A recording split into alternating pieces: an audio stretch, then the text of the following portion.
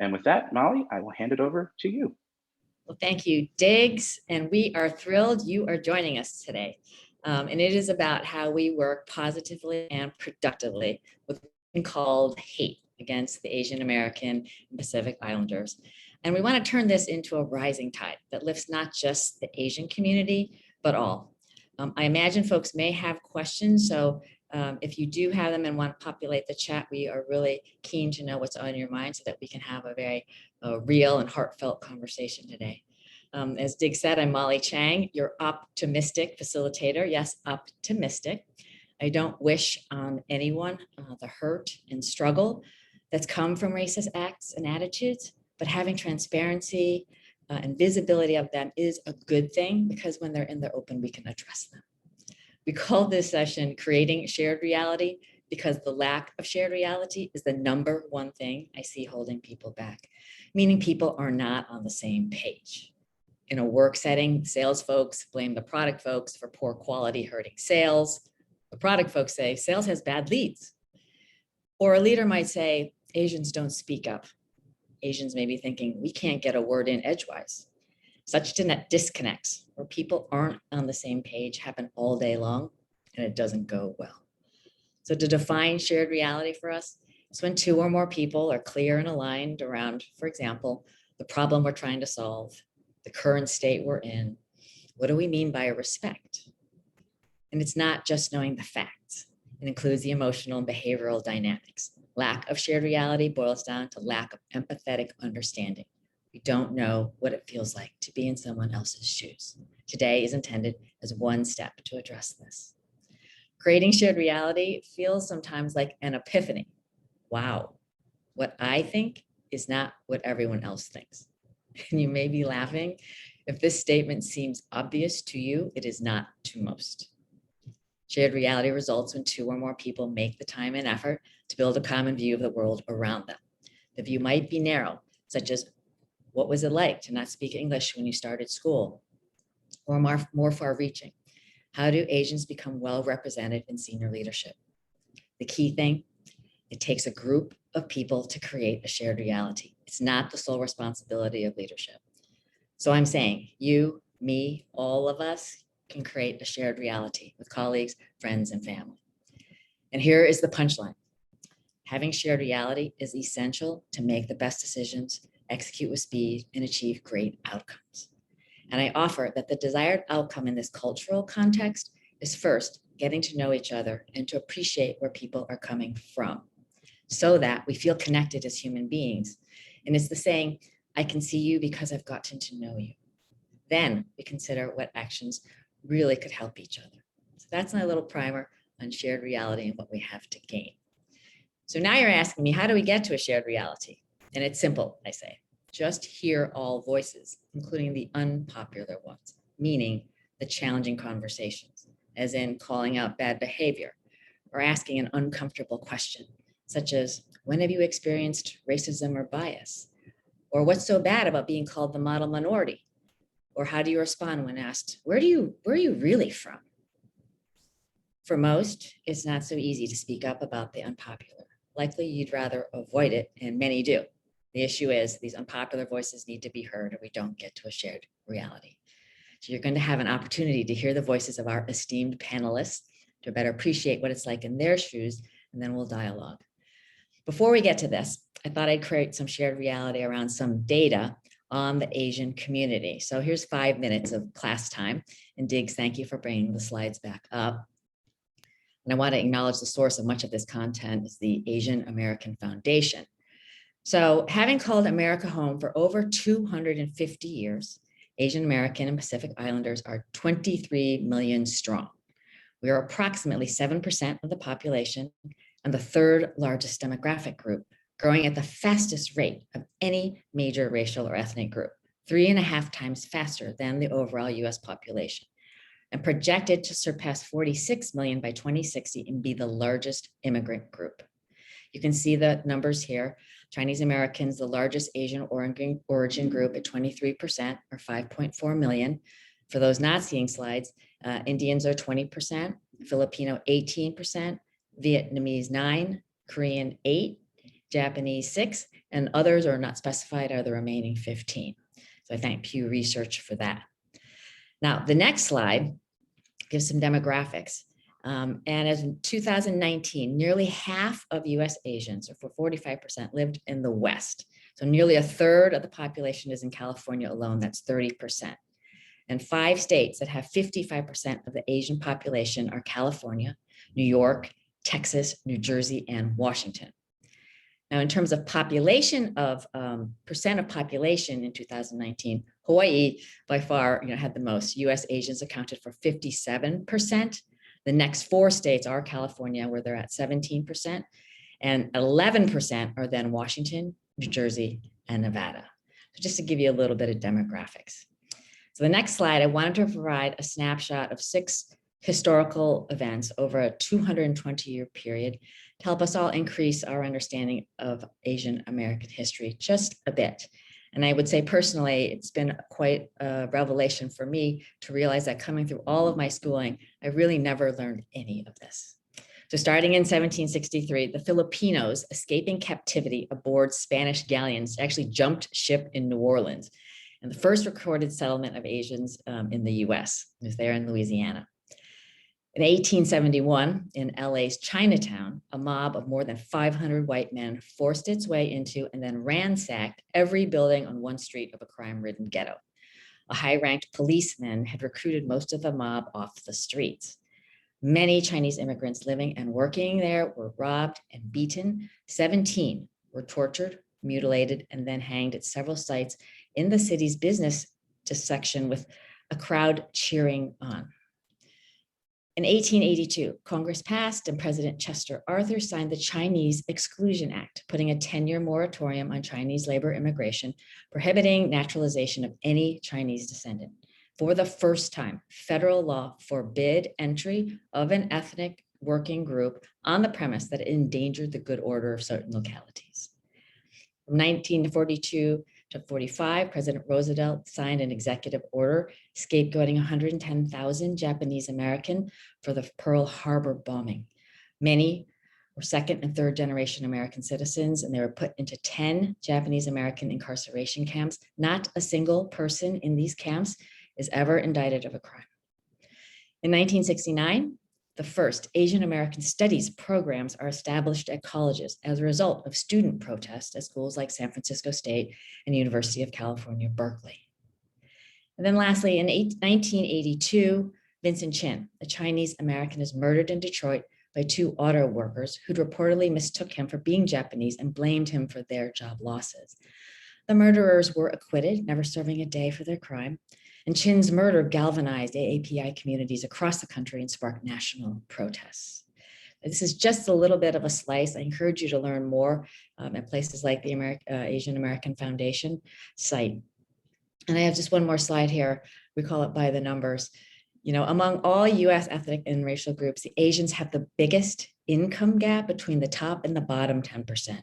So those at the top of the income ladder had almost 9 times as much income as those at the bottom. And that's courtesy of.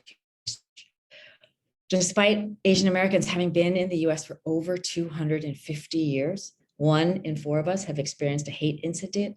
64% have been asked, where are you really from? And that's from Axios.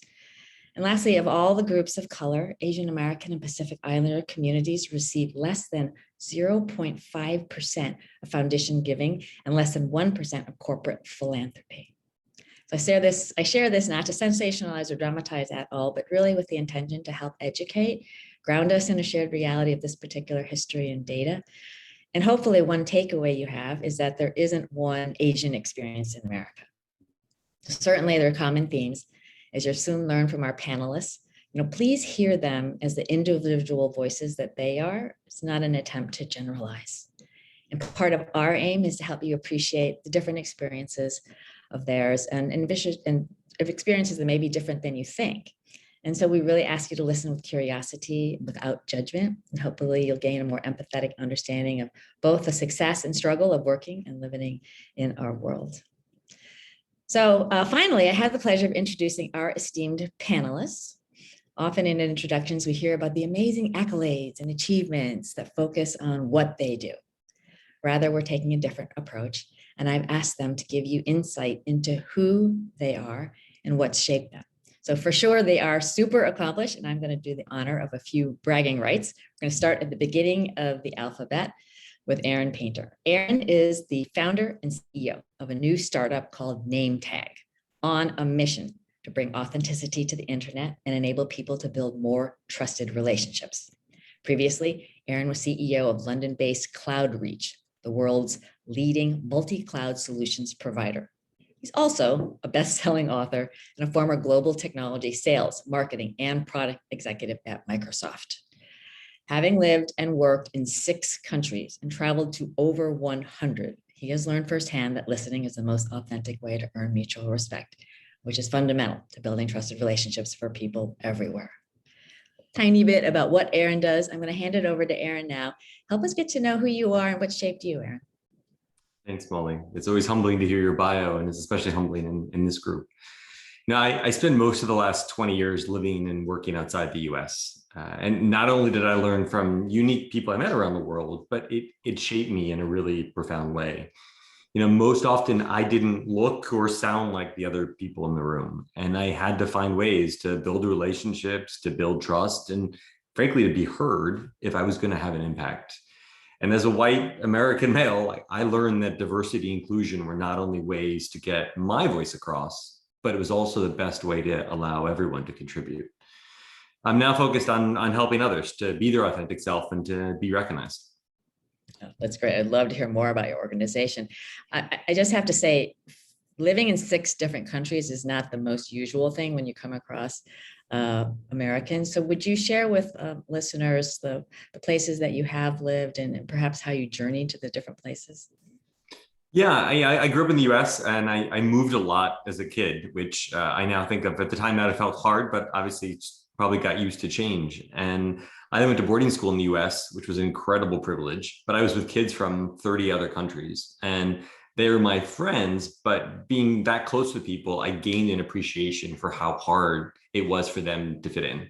And I realized in small ways, our friendship was often teaching me a lot, and it was also helping them kind of be a cultural ally of sorts in what the mainstream culture was, because we were living in the US. And when I fast forward, I went to college in the UK, partly because I think that mindset of being in a different place and just different perspectives really mattered to me. So I went to UCL in the UK, and I wanted that different experience, but wow, I didn't expect it would be that different. Honestly, I thought, oh, the UK, people speak English, it's so similar culturally. But for me, actually, at that time in my life, it was hard at first. I had to learn how to fit in, a lot like when I was a kid moving schools. And things were different, people were different. But again, often my closest friends not only became people that lived in the UK, but there were other kind of international students or people that had moved to the UK and were kind of trying to fit in. So my professional life then became living and working in different cultures. I think I got so obsessed or into it that became what inspired me, what motivated me. So I left London, I moved to Seattle, I worked at Microsoft in kind of corporate headquarters for a couple of years, and then very quickly realized that I loved Microsoft, but actually I didn't love Seattle as much at the time. I now live in Seattle with my partner and have a different appreciation for Seattle. But I then moved to France. So I spent 4 years living in France, in total, 3 years at first. And it was kind of a crazy lifestyle because I was traveling all around the world, 30 countries a year. I ran something we called geo expansion at Microsoft, which was actually helping open up the company in new countries. Like, who's the first person? Who's the third person? Like, where do you hang the Microsoft sign? Like, what do we sell? What do we do? Who do we work with? And I loved it. But each time I was kind of landing in new places, trying to help those countries, often with the local country manager we'd hire, to kind of break through. And then eventually I moved to Brazil, another experience. The Brazilian team said, hey, do you ever think of moving to Brazil? And I was like, no, you're amazing, but I don't know anyone here. I don't speak Portuguese. I don't know, you don't have any foreigners on the Brazilian team. And they were really open-minded, which kind of got me to understand better the concept of allyship and how important it was to have a kind of a local supporter, in that case, often in my manager. I then moved back to France for a little bit. And one of the big things I worked on in France was our Go Big strategy for Asia broadly, and more specifically mainland China at the time. We did a lot of work there on how to penetrate and grow our business in mainland China. I then moved to Hong Kong, spent 2 years in Hong Kong, built the sort of the overall mid-market commercial partner business we had there. We had 2,000 channel partners in Hong Kong alone. And again, it was a very local culture, and more to talk about there, but I was trying to find my way. Ended up really being successful in that and loving it. And then got this opportunity when Microsoft's new CEO Satya came in to move to mainland China and to go build, we think of now as the enterprise business, but it was public cloud, things like Azure, CRM, ERP, higher value technology solutions. And really, again, sort of loved it and loved not only the culture and the people, but I loved the challenge of trying to fit in. And as I grew in my career, it was less me having a manager who was an ally, and often it was more me being an ally for others, particularly culturally. So anyway, a taste of that. Left there, loved it. Wrote this book, based a lot of my time in China. Did some stuff around that, and then went into a new company CEO role in the UK again, which was really different than being a student, running a company that was again quite global, but UK based. So that's my last 20 years in a nutshell. Wow is all I can say. I can't wait to read your book, and I'm in awe. Your journey around the world is so great, and I wish we could bottle you up and sprinkle it, because the insights that you have, and I can sense how you can feel what it's like for other people, Aaron, and that's so powerful to really connecting. So thank you. We have lots to learn from you. Okay, over to the ends. So our friend Nate Wong, serial social intrapreneur, having launched impact units in larger organizations at Deloitte Consulting, Boston Consulting Group, and for the past 3 years at Georgetown University, where he helps direct strategy at the Beck Center for Social Impact and Innovation that is helping to scale impactful ideas through systems change at the institutional level. This is something very near and dear to my heart. He comes into today's discussion from a personal and professional level, working on efforts like the formation of President Obama's My Brother's Keeper initiative and helping boys and young men of color. So Nate, hand it over to you. Help us get to know who you are and what's shaped you. Thanks so much, Molly. I'm so honored to be here. I would like to say I'm more of an action-oriented philosopher, provocateur, and listener, which essentially means I ask more questions than I probably have answers to. Anyone that's worked in the social impact space knows that it's complicated. And I think over the years, I've really gotten comfortable with nuance and frankly, being perpetually uncomfortable. And I hope that this conversation will really dig into some of those nuances, because I think that is ultimately what shared prosperity, shared reality is, getting to know us individually. And for me, I really found that you really can't do the work of social impact without excavating yourself. And so it's been a journey for me as I've had to, relook multiple times around my own identity, being Asian in the US, and also thinking and parachuting back up to the systems level. So what does it mean for me personally, but what does it mean systemically? And how do we kind of change some of the levers so that we can all participate in, the reality that we all want? Just like Aaron, you have insane, extraordinary range, and the ability to go high, go low, go close, go far. That's not something everyone can do. And I really love that you lean into curiosity. I advocate that a lot for folks to be asking questions, to be seeking first to understand. So I would like to say that I'm very curious about your own youth. And will you please share a bit about, your family background, how you grew up, what shaped you from your younger days? Yeah, it's a bit interesting. So I'm Chinese ethnically, but my dad actually grew up in Honolulu, Hawaii. His grandparents immigrated to Hawaii to pick pineapples, and then later to own and operate a Chinese restaurant. On my mom's side, on the other hand, she grew up in Suva, Fiji, and received a scholarship to study in the US at the University of Hawaii, which is where my mom and dad met. My dad is an engineer, or was an engineer, and pursued his master's in Washington, DC, which is where I grew up. So really that geographic map that you shared really have ranged the whole gamut there. And I think that that has really been transformative for me. You know, having melded different experiences from my parents, from an immigrant standpoint, but also them being shaped in places like Hawaii and Fiji, have been really, really fascinating because those are melting pots where there's actually a pretty strong understanding of difference.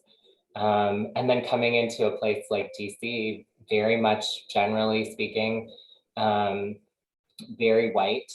And I think some of the defining experiences for me were actually, and I think Aaron talked about this as well, were college, where I really experienced my own race. I went to school 2 hours south of DC and didn't realize it was the South. And I struggled to find my own footing. I was called a banana or Twinkie, which for those of you who don't know the term, it's yellow on the outside, white on the inside. I spoke too well to be in the Asian crew, but I wasn't white enough to fit into other settings. And so for me, I learned how to code switch really quickly. I vividly remember just having a lot of conversations in college about my own race, because I didn't fit into neat racial categories like some of my peers, nor did I want to. I remember getting a series of C's on my paper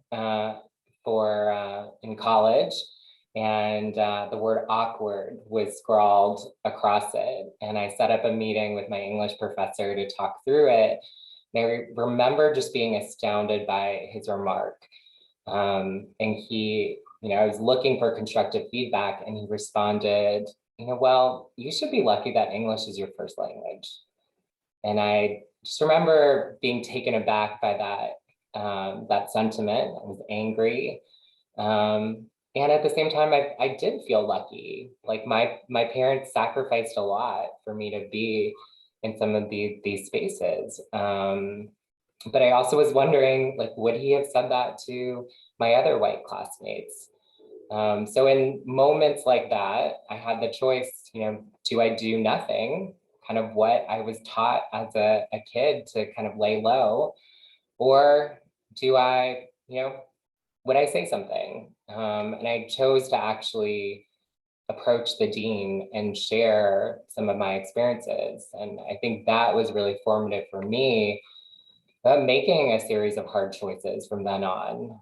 It paved the way for me to interrogate my own understanding of race and to advocate for other people doing so, and to challenge some of those prevailing assumptions. So it's a longer winded explanation of some of my upbringing, but I'm so excited for this conversation. Well, I appreciate you being very generous in sharing. And, for folks in the audience, I think this notion of it's really the struggles is where we find ourselves, and how we bring out our best selves. And I think I'm really grateful for Aaron and for Nate for just being open about what's really going on. And that's really what we'd like to model for everyone. Nate, you wrote a very moving reflection of your journey to process the aftermath of those Atlanta spa shootings back in mid-March. 8 people, including 6 Asian women, were killed. Say a bit more about why it was important for you to push back against the stoic model minority image as you wrote this moving piece. Well, I think it might be helpful to tell a little bit of the backstory for the piece, and maybe we can share it in the chat. But I actually remember taking a call the morning after the Atlanta spa shootings. I had an interview set up with a recruiter, just a brief informational, and I was still processing everything that was going on. Like, news kept on flowing in that morning.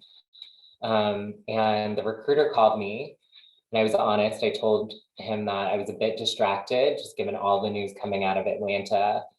And his response, like, he dismissed the comment. And, we kind of proceeded with our normal standard questions. And mind you, this was for a role in social impact at a large corporation. And so I kind of went with it.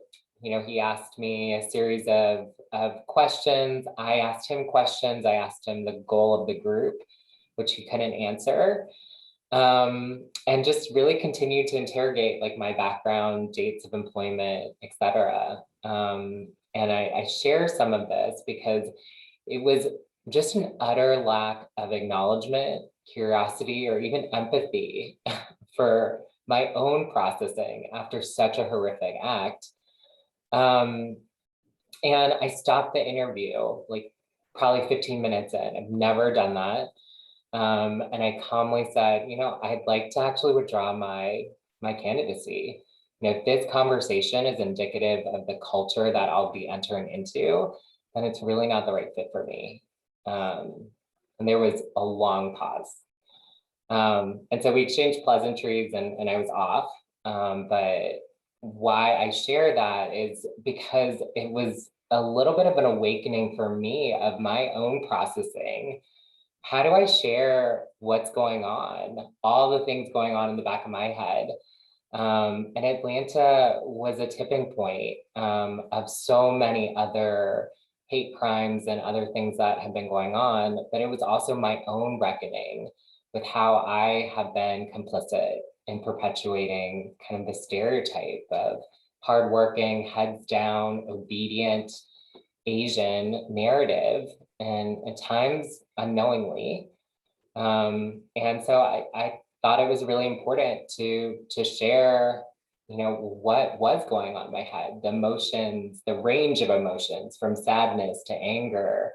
And that this isn't just other people's problems to solve. Like this is, as a community, the API community is so diverse that we don't have a monolithic experience. And so it's actually important for every single person to share a little vignette of their own experience for us to have more of a shared understanding.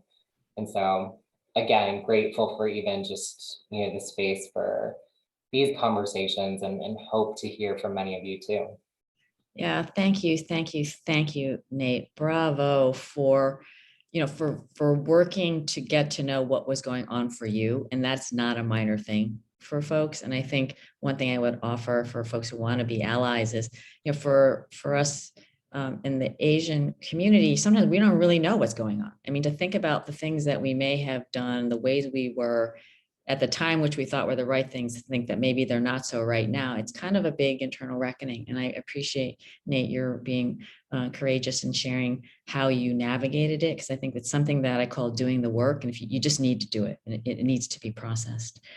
Aaron, over to you. You have this very deeply lived experience of being the minority in working in the majority cultures. You kind of seems like you went through and started new places, and I mean a lot of newness. Can just speak to the experience of how, what was hard, maybe some of the things that were really surprising as you've learned to be an ally, and perhaps shed some light on why you might think it's hard sometimes for the, I'll call dominant group people, to be as supportive as they'd like. And we'd just love to hear your perspective.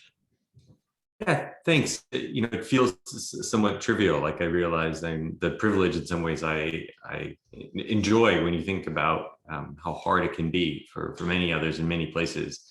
And even the places I was in, the challenges I faced were on different levels in a way, but they taught me a lot. And that's kind of what I'm hoping to share, and maybe we can all learn a little bit from. If I zoom outside the Asian context for a minute and think about my time in Brazil, it was different for many reasons, partly because Brazilian society had been very closed for many years. And the culture in Brazil was so extroverted and warm and inviting and kind of naturally curious. When I moved there, I didn't fit in. Like I was definitely not Brazilian. Fortunately, I looked Brazilian enough, partly because there isn't a clear definition of what it is. So beautiful between the Japanese influences and the German influences and the African influences. Like it's such a multiracial and multicultural country in many ways, which I learned to love. But there was this deep curiosity for, hey, you're a foreigner. Like, tell us more. Like, what's the world like outside of Brazil? Almost in kind of just a fun way, in a really positive way. but the language was very heavy. It was pre-Olympics. People were just starting to realize the importance of English, realizing English helped open them up to other countries and cultures. And I didn't speak Portuguese at first. And I started learning it. I would learn faster and faster, and was trying to find a way to kind of fit in and be there. And for me, a lot of it was experience the work. Like it was, I was almost nervous the first 6 months of like, I don't even want to go out and talk to like companies or customers, or like, I'm going to stay in the office where, by the way, no one spoke English, and they were learning, they liked the chance to practice, and maybe we'd sit in a meeting, and because I was there, they would speak English. But kind of silly story, like I wouldn't want to go to the bathroom, because I would notice if I left to go to the bathroom, they would all switch back to Portuguese. Like they would notice that I left. So like, all right, I'm just going to stop drinking water, and I'm not leaving the meeting room anymore. But eventually that got better and better, and we learned from each other. But my confidence went up to try and go outside and talk to companies and people outside. And it surprised me how curious people were, how much they wanted to understand where I came from, wanting to understand that maybe I saw things differently or had different perspectives. And even language that was hard at first, there was a lot of nonverbal and other ways to communicate. But it was that sense of curiosity that was a really big lesson for me. Seeing how curious people were and how much they wanted to understand what I had to say made me realize, like, wow, that is something that works. It made me be able to come across and kind of be heard and be understood. And then the flip side of that was I really learned the value of allyship, like truly, as I was hinting at earlier. Like I had a local manager who was really supportive, our head of Brazil, who wanted me there and was like, look, I know this is going to be hard and you're going to have hard days, but I'm behind you because I think that sense of diversity and other perspectives is good for what we're trying to do here locally. And so I walked away with those lessons. And one of the biggest things that started to change for me a little bit, which again was a lesson in other places, was kind of becoming more senior professionally in an organizational context. Because suddenly I was sort of in a position of more power. I had a position of being able to influence others more, where even if they didn't like me or I didn't fit in some ways they felt like people had to listen to what I said. They might not go do it, they might not agree, but like that level of seniority or sort of being the boss in a way kind of changed the dynamic a little bit. And one of my big learnings from that was how, if you can get other people that are in positions of leadership or power, not only if they themselves are diverse, but if their understanding of and curiosity to understand different people and cultures, you can kind of end up with a really different outcome in a really different world. So when I moved to Hong Kong, it was similar. Like when I moved to Hong Kong, there are different ways to experience Hong Kong. For those of you on the call that kind of know it and live it, there's like the Western side and heavily financed, and then there's the heavily local side. And I was not in the Western side. Everyone I worked with, everyone around me, all of our partner ecosystems, anyone that did anything in technology were local. So I didn't fit in because I wasn't in finance and I didn't live in that part of town. And I didn't fit in like the expat crowd in Hong Kong. So I was in the local crowd, but they all saw me in different ways and they were skeptical at first. When I said I wanted to move to Hong Kong, which I always loved and like romanticized the city and the place, people were like, don't come here, don't disrupt things. I know Hong Kong is, quote, sleepy, like this isn't a place for you. And my manager at the time who I was going to work for said, don't come here. Like it was a really off-putting sort of welcome. But when I went, what I found instead were I had a big team at that point, and I found a lot of really talented people who were actually kind of eager to have someone slightly different perspective on things, because they had often been in a culture where their voice wasn't heard, where they were hesitant to share an idea or maybe a better or a different way to do things. And I created sort of a safe space. I broke some of the cultural norms in a working context of saying, you know what, I'm not just going to sit down with managers, I'm going to sit down with everyone and I'm going to talk and I'm going to try and understand them and understand their career goals and understand any ideas that they had. And they felt really like I cared and like I had this curiosity to understand them and to try and understand that local element of Hong Kong culture. And by feeling that genuine curiosity and that my desire to understand, it helped them kind of open up and begin to trust me. And then when we had trust back and forth, we actually could do really cool things. And so we had new ideas and people said, oh, I've always wanted to do this, but I didn't know we could. I said, sure, let's try it. Or maybe, you're in the wrong role. Why don't you move over to this role? And, it showed not only in the type of team that we built and the people that were there, but it showed in business. Like literally when I moved to Hong Kong, we were the worst performing business in Asia. 14 out of 14 markets that we had in Asia, we were the worst performing. Exactly 12 months later, we went from the worst performing to the best performing. And that put it on the map. And that made people feel more proud. It made people feel even more confident. And then we had other countries and cultures coming to us and saying, hey, what are you folks doing differently? Like, what can we learn? And a lot of that had to do with this culture of kind of being more inclusive and more welcoming. So this was a very real lived experience for me. But again, consciously, it was much more in a professional context and in a place where I had mostly the air cover of, let's call it my company even supporting me to try and find a way to fit in. But I had to earn it on the ground with every person. I'm so blown away by that. And I'm thinking about all the diversity training that's going on. And if we could just take that 10-minute segment and spread that around, I think we would make a lot more progress. Thank you, Aaron. That's remarkable. That's remarkable. And what a great role model. And from bottom to top in 12 months, that's insane. I really appreciate that.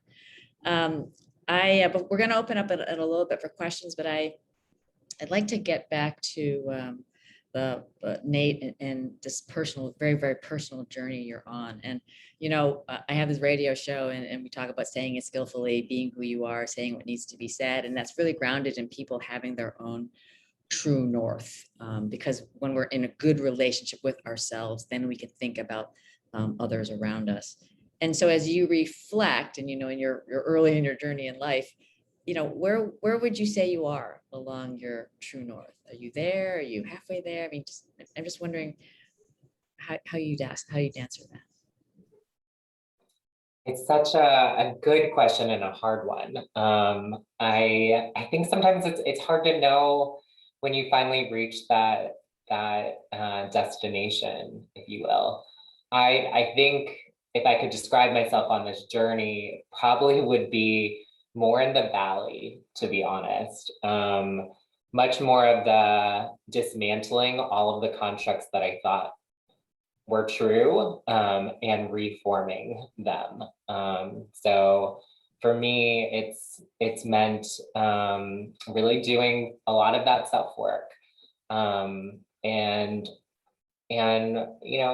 sometimes it means actually going back into the past. And so I really lament in some ways how I have not been really vocal. And obviously I shared some of the vignettes where I have been vocal, but there have been so many countless times when I've remained silent. And I think as I look back, I really let some of my desire to assimilate and fit in, which I think we all want to do that, even in Aaron, your story too. And in some ways, I let that overtake who I was. And so I think, Molly, to your question, I'm trying to assert, who am I? And what does that mean for the world? How should I show up? And I remember early days in my career leading an Asian American affinity group at work. And essentially, now I can look back and it's truly cringeworthy. But I was essentially trying to help all of my fellow Asian colleagues better assimilate to white dominant culture. How do you speak more clearly? How do you learn the art of networking? How do you even learn golf to network? And so some of those mantras I didn't even question.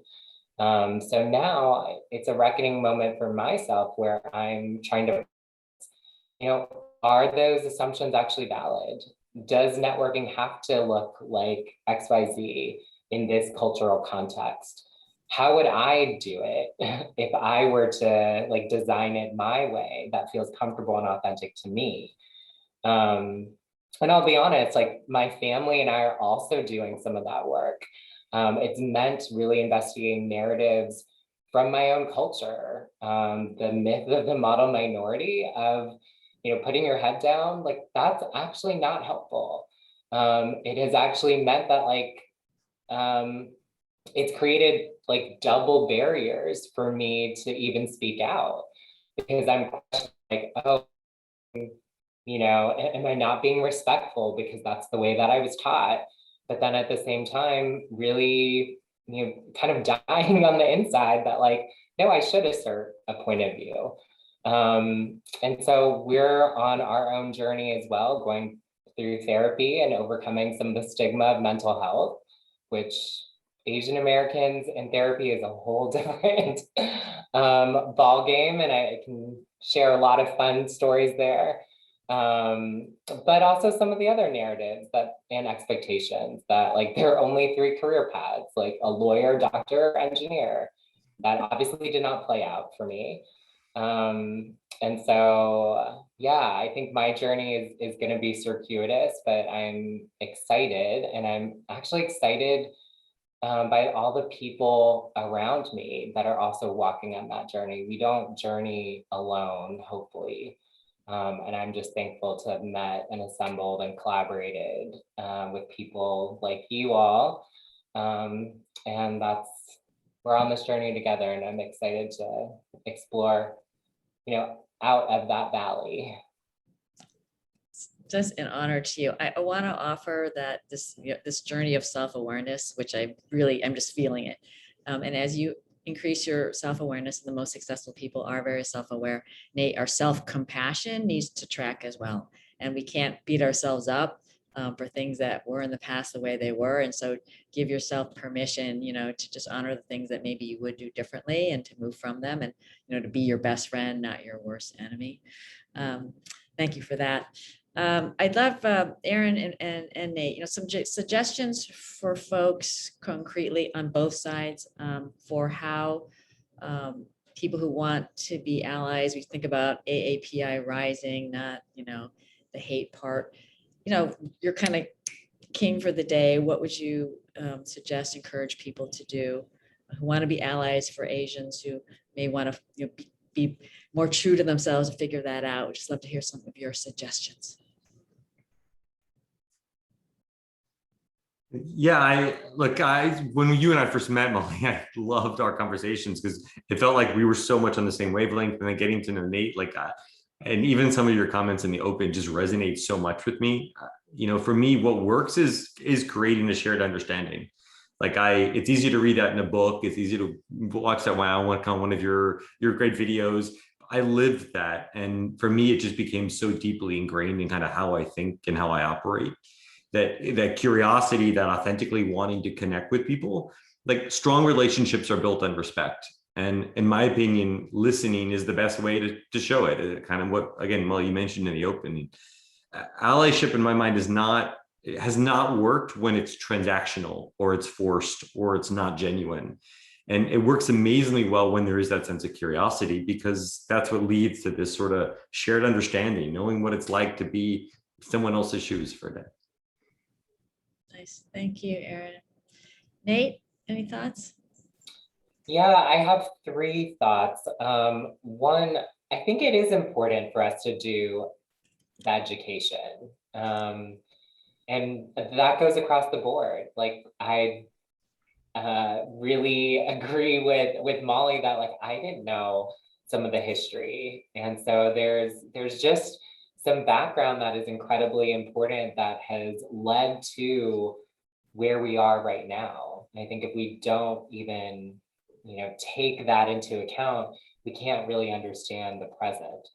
So that education is important. There's a ton of great resources that are out there around that. I also think, to my point earlier, the AAPI community is so diverse. And I have found it super helpful to have a lot of different representations of that, because there is not a monolithic experience. There is really not a shared experience between, Chinese American first, second, third, XYZ generation, West Coast, East Coast, and then the Indian American experience or the Filipino American experience. And so all of these groups, it's important to hear that constellation of stories and almost create a more diverse narrative of what AAPI can look like, not a single, stoic representation of what Asian Americans are in the US. And then I think thirdly, to Aaron and Molly's point, it is so helpful for me to be inquisitive. And I actually appreciate people inquiring around prevailing assumptions, questions like, I'm curious what, your experience was that informed that statement. Those are powerful questions that, help the person asking it. Obviously, those have to be truly curious questions, as well as the person receiving it, to even process like, oh, wait, I made that statement. Is that a statement? Or, is it more like just from my own experience? That is what I found, and it's more of a perception. So those are three things that I would offer. It's fantastic. I appreciate that. Thank you. And I'd like to open it up. And my dear friend Martha is on the call, and Martha said, I often have a hard time fitting into white culture, even though I'm white. Many things not to love about it. And so, Martha, I just invite just hearing your voice, and others who want to chime in, we would love to hear what's on your mind.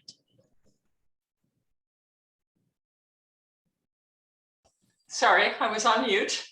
Good morning. This has just been such a privilege to listen to. I've learned so much. I'm blown away.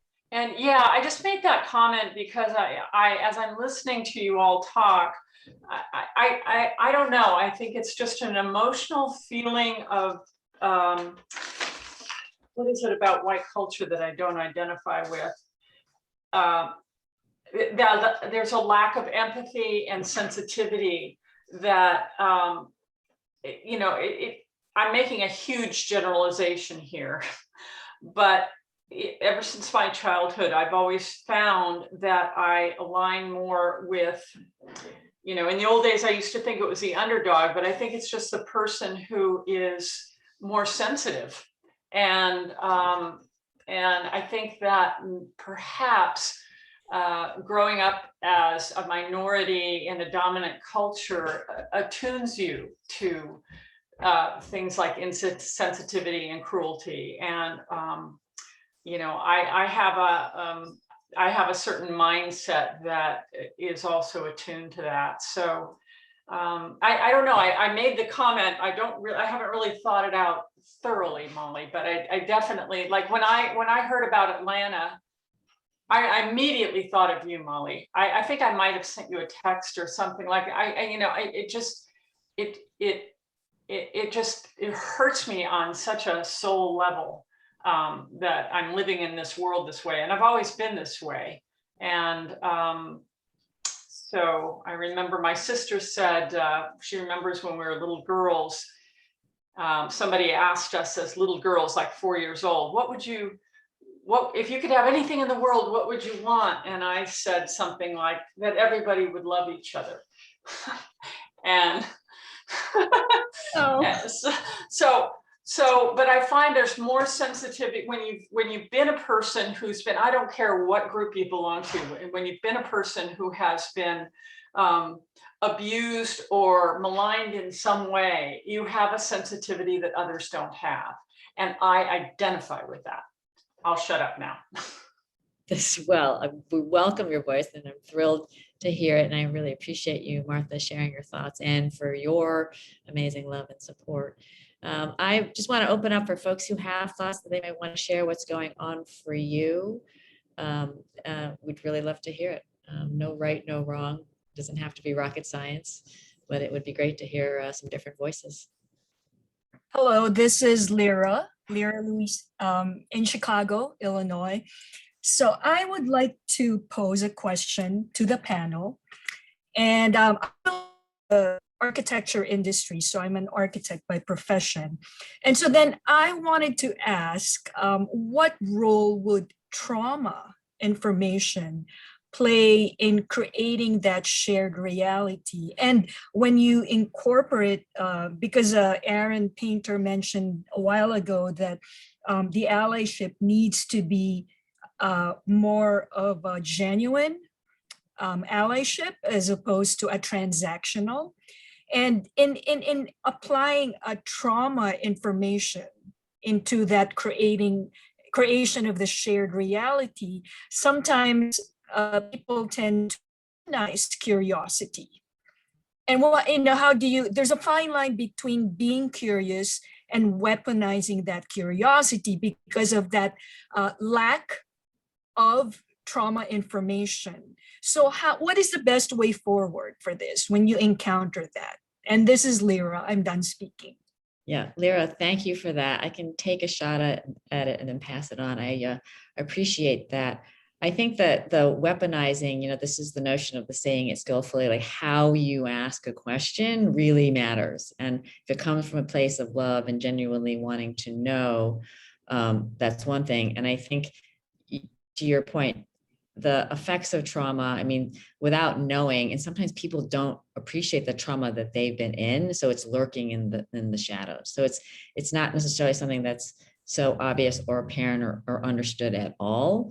And so I don't know that there's a pat answer for it other than, asking people how they are. And to the extent that someone may need professional help, because those are medical situations, it's not about shaking off trauma. And so just being supportive and helping people perhaps find the care that they really need might be a place to go. But I'll ask if Aaron and Nate have anything you'd like to add. Yeah, there's an ad that's been going on in New York City that I think kind of got stuck over the pandemic and never went away. And it was it's like a picture of person, and it says something you can't tell that they're hungry, and it always sticks with me. Like you can't sense hunger, and you also can't really sense pain. And almost everyone is going through some kind of pain, but you really can't tell what kind of pain someone's going through on the inside or kind of underneath.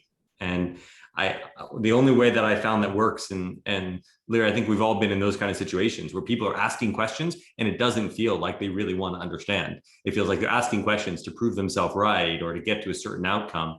And so that, and Molly, I think, got it really well, the genuineness of asking, like that genuine curiosity to understand is hugely different, even though we might use the same word as asking questions, that like wanting to understand makes a difference. Yeah. The other thing I would just add is I've appreciated spaces where we're actually not trying to get to an action. And those spaces are really powerful. I would actually call them spaces of lament. Like we agree that everything, like these things are wrong, and it is so big that we cannot solve it. And there's something powerful about just naming that and then letting voices process their own trauma, because it can be triggering to even share your trauma, right, too. And sometimes the burden is often placed on people who have been oppressed to do that work and to answer those questions, even though they're curious. And so those spaces are really powerful. And what emerges, I found after time, is that we can get to a place of, okay, now what do we do? How do we move forward? What are the tools? But I think sometimes we move so quickly to the, okay, Atlanta happened, what do we do? What's the who do I give to? And there does need to be that collective embracing of a space of, I would call it lament, but in order to get there, there's some trauma that, has to be heard and experienced, whether it's for the individual or just feeling it, kind of like what Martha is talking about, just empathizing. And that I think is really powerful. Yeah, thank you. I mean, I think taking away the shared reality is just not a uniform, and the shared reality is that there's such a, it's just a popcorn of different experiences, and then creating space for some of the things that may feel, you think of lament like negative or sad, but if it's the reality, is can we create the space for it, name it, and therefore then work with it. Thanks for that. Any other thoughts from folks who've been listening in? What's landing for you, or maybe a takeaway that you're hearing?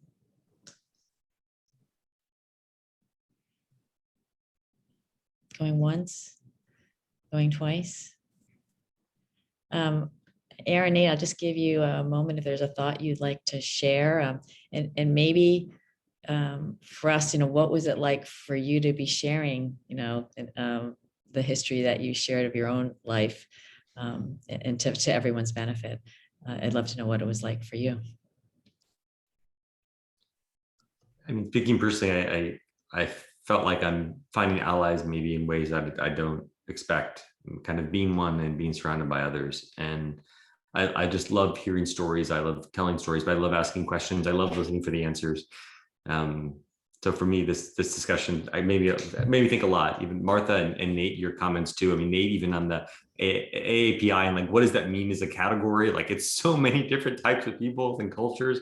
And Martha, you're right when you're trying to define like white culture. It just is a reminder that everyone's different and everyone's story is unique, and wanting to learn and understand that.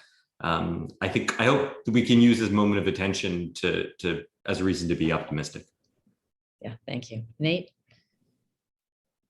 Yeah, the two things that I'm left wondering more about is power.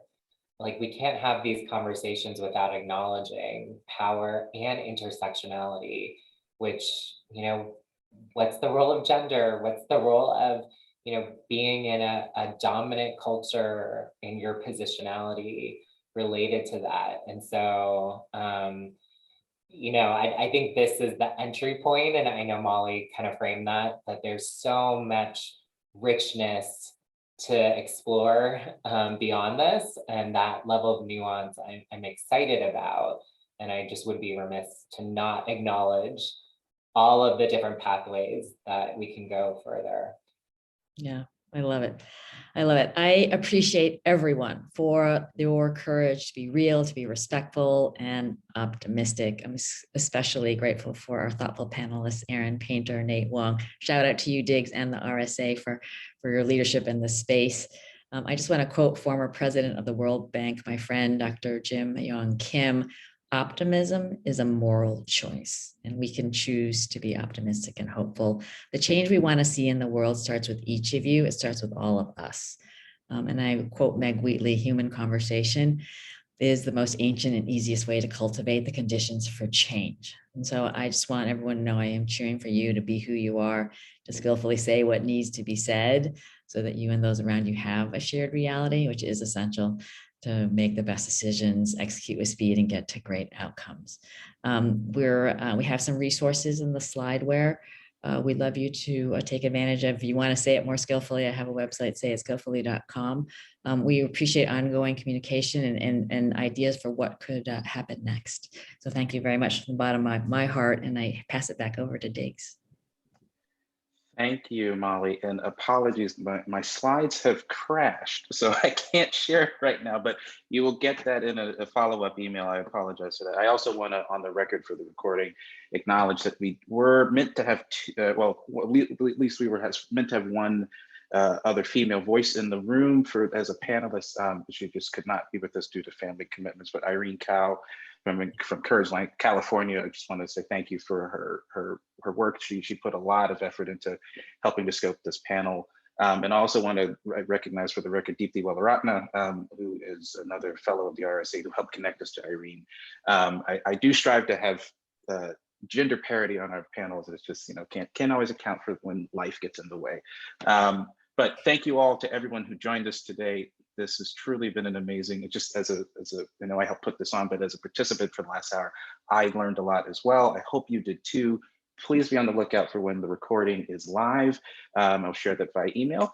And with that, I wish you all a very good rest of your morning, afternoon, or evening. Thanks all. Thank you.